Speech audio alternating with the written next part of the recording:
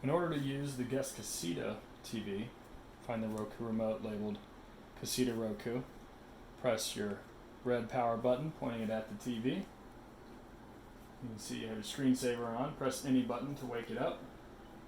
Now you can use this remote just as if it's any old regular Roku remote. You can control your volume on the side. You have quick buttons to get to apps here, or you can roll from the home page to any app you'd like to watch.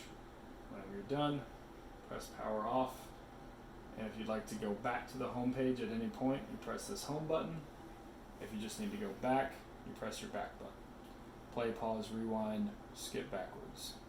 And this is your option button right here.